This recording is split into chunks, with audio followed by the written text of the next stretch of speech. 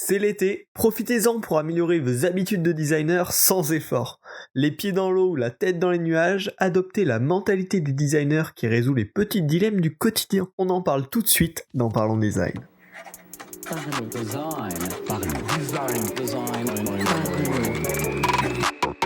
Parlons Design est sponsorisé par The Cacatoès Theory, le site des product designers. Salut, c'est Romain Pachna, bienvenue dans un nouvel épisode de Parlons Design dans lequel on va parler un petit peu de l'état d'esprit à adopter pour devenir un meilleur designer de jour en jour sans trop d'efforts.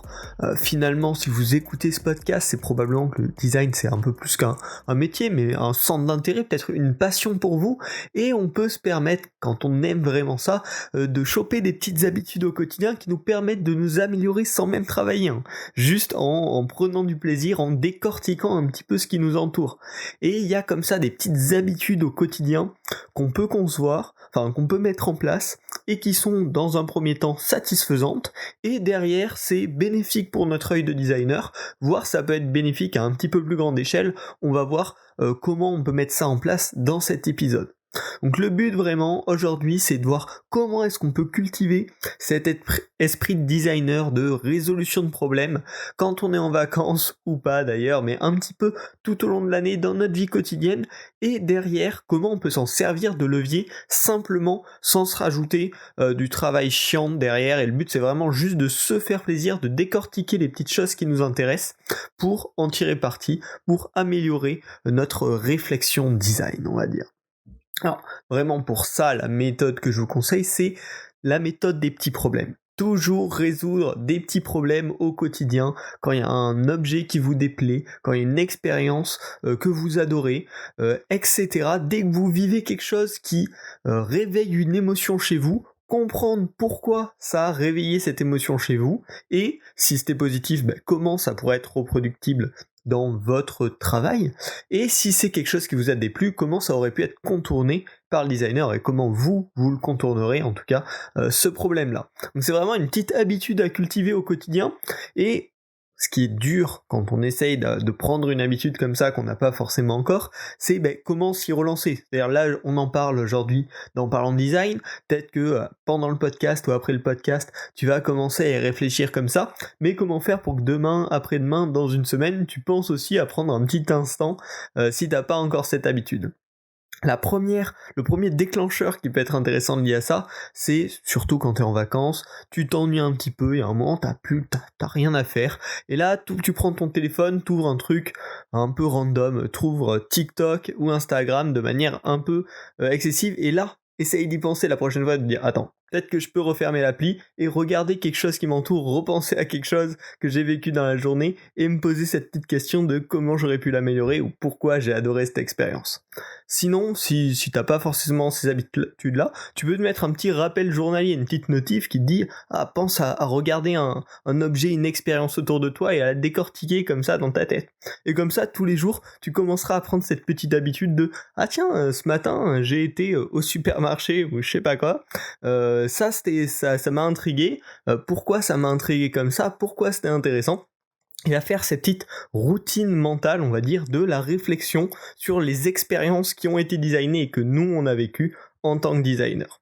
Et si tu veux le pousser encore un petit peu plus loin, tu peux utiliser des applications comme Productive ou un petit carnet dans lequel tous les jours tu dois cocher ta petite case de ta mini analyse design. Donc ça peut être une bonne manière. En tout cas, je te conseille vraiment, si t'as pas encore du tout cette habitude, de trouver des petites astuces pour prendre l'habitude. Et ensuite, derrière, tu vas avoir un nombre d'occasions phénoménales dans ta journée de pratiquer cette petite routine mentale. Déjà, dans tout ce qui est espace du numérique, dès que tu utilises une application, un site web, une web app, il va y avoir des tonnes de choses que tu peux potentiellement analyser, sur lesquelles tu peux réfléchir. Le but, c'est pas forcément d'en créer quelque chose derrière, c'est juste de se poser la question, de se mettre dans ce petit état, de prendre du recul. Ah ouais, pourquoi ça c'est bien fait ou pourquoi c'est pas si bien fait. Donc ça peut prendre la forme d'un mini audit personnel, je dis vraiment ça entre guillemets, c'est une petite review, une petite réflexion là-dessus. Tu peux même, si t'as le temps, si t'es dans un lieu public, en voyage, etc., faire un mini test guérilla avec ta famille ou avec des gens comme ça dans la rue que tu peux essayer de piquer pour t'entraîner à faire des tests guérilla au passage, de dire ah, tiens moi je trouve pas ça pratique sur cette application, ah bah tiens il y a ma sœur à côté, je vais lui faire tester, je vais voir elle comment elle l'utiliserait ce produit, est-ce que ça lui paraît intuitif pour en tirer des mini conclusions. Ça peut être voilà plein de méthodes comme ça pour apprendre des choses à la volée, et en plus ça fait des petites choses à partager. Donc dans le cadre du numérique, il y a plein de choses à faire. Dans le cadre des expériences, tu vas faire une visite au musée, tu es accueilli dans un lieu de vacances, tu vas te balader à la plage, tu veux faire une randonnée, tu vas vivre quelque chose, il y aura forcément des choses qui vont te plaire et qui vont te déplaire. Là, il y a plein de choses à imaginer, des solutions, des potentielles améliorations, des façons de gérer ces expériences. Encore une fois, voilà, plein de choses à imaginer dans toutes ces actions-là. Si on passe plutôt du côté objet, dans ton quotidien, tu utilises énormément d'objets, tu es sur une cafetière, une bouée de plage pendant l'été, un vélo, et là aussi tu vas pouvoir prendre un petit peu ce recul et comprendre les qualités et les points améliorables d'un objet en particulier qui t'a un petit peu marqué de manière positive ou négative, et en tirer des petites conclusions personnelles pour ton job de designer. C'est vraiment cette routine mentale, et ça peut s'appliquer à tout. Tellement que ça peut s'appliquer à tout, que ça peut s'appliquer à des domaines hyper divers qui ne te concernent pas forcément. L'architecture, la mode, l'art, voilà, tout plein de domaines qui peuvent t'apporter des petites idées nouvelles en fait. Donc le but c'est de décortiquer les choses autour de toi, décortiquer les choses qui t'entourent pour comprendre les méthodes qui ont permis d'arriver à ce résultat, ou qui auraient permis de ne pas arriver à ce résultat et arriver à un résultat meilleur. Je te conseille vraiment d'essayer cette petite habitude, hein, c'est super intéressant, et tu peux trouver plein de manières créatives de mettre cette petite routine en place. Notamment si t'es accompagné, voilà, on a parlé tout à l'heure des tests, demander l'avis aussi des gens autour pour confronter les points de vue, et si t'as envie de t'améliorer en tant que designer sur la partie empathie, ça peut être un excellent exercice pendant l'été, mais même tout au long de l'année, d'essayer de comprendre les points de vue des gens qui t'entourent, sur certaines choses, et d'essayer d'adopter, de comprendre mieux leur point de vue. Tu peux vraiment créer cette petite routine, cette mentalité de designer qui va t'aider à résoudre des petits problèmes au quotidien, et qui du coup t'aidera énormément quand tu devras résoudre un problème au sein de ton métier de designer, entre guillemets encore une fois. Vraiment, je te le conseille. Si tu veux pousser tout ça plus loin, tu fais déjà ta petite routine un peu de tous les jours comme ça, et que t'aimerais en tirer un petit peu parti, c'est-à-dire la partager, ou du moins toi, garder un historique, il y a plein de manières de le faire.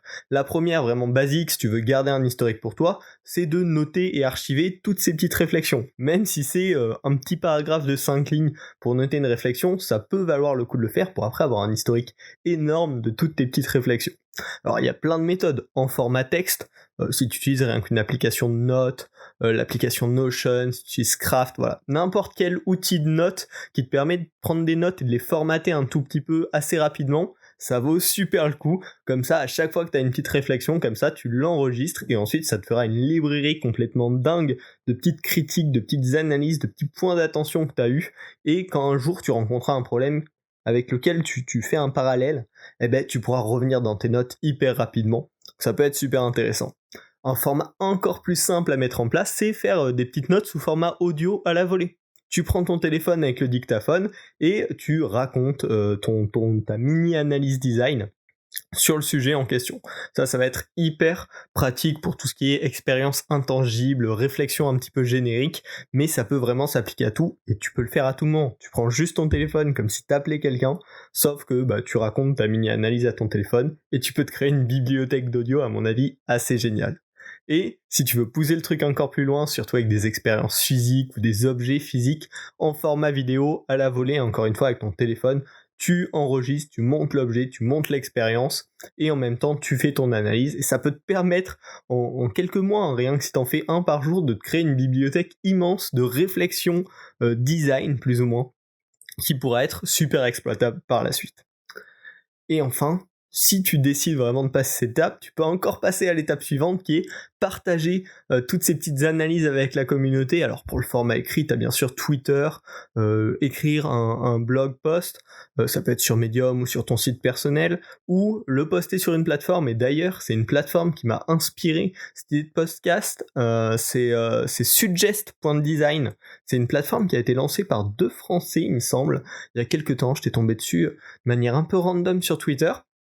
et sur lequel justement ils font des mini case studies sur des petits détails du quotidien. Je crois il y avait l'histoire d'un petit bouton spécifique sur YouTube, eux ils étaient pas contents, donc ils ont écrit leur petite critique comme ça sur pourquoi c'est fait comme ça, comment on pourrait le faire mieux, et ça c'est complètement le genre de mentalité où on voit des tout petits détails mais qui nous intéressent, on va aller les pousser, on va expliquer comment on pense qu'on pourrait les faire mieux, et on a fait notre petit travail de designer. Donc si t'as pas envie de te créer un compte Twitter ou faire un blog post, sur suggest.design, il y a une petite section pour faire ses propositions d'articles, et tu peux aller le mettre directement là-dessus.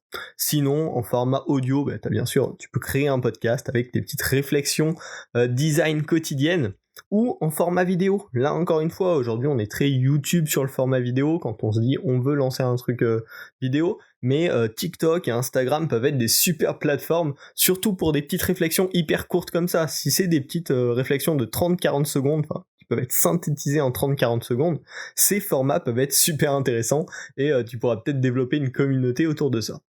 Donc voilà, cette mentalité de résoudre tous les petits problèmes, je te la conseille vraiment, essaye d'en faire une habitude. Après, derrière, en tirer parti, les archiver, les publier, c'est vraiment comme tu veux.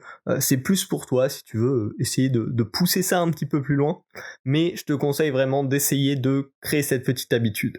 En bref, cultive ton œil de designer tout en te faisant plaisir, c'est ça le but, et c'est aussi la mentalité que j'essaie de transmettre à travers ce podcast. C'est une petite habitude qui peut complètement changer ta vision du design, donc n'hésite pas à la tester, n'hésite pas aussi à venir m'en parler derrière si tu as des feedbacks, des retours d'expérience. Je suis assez dispo sur Twitter et sur LinkedIn, les liens sont toujours en description du podcast, donc n'hésite pas à venir en débattre. Et vu que c'est l'été, c'est le moment que tu me donnes tes retours sur le podcast, donc tu peux laisser une note sur Apple Podcast ou sur ta plateforme préférée, un petit 5 étoiles, ce serait top, et me faire tes feedbacks, pareil sur Twitter, sur LinkedIn, j'adore recevoir vos messages, ça permet de comprendre comment on peut améliorer le podcast, aussi de comprendre qui vous êtes, et c'est toujours un régal de vous rencontrer. J'espère que ce podcast vous a plu, on se retrouve la semaine prochaine pour un nouvel épisode de Parlons Design. Salut. Parlons Design.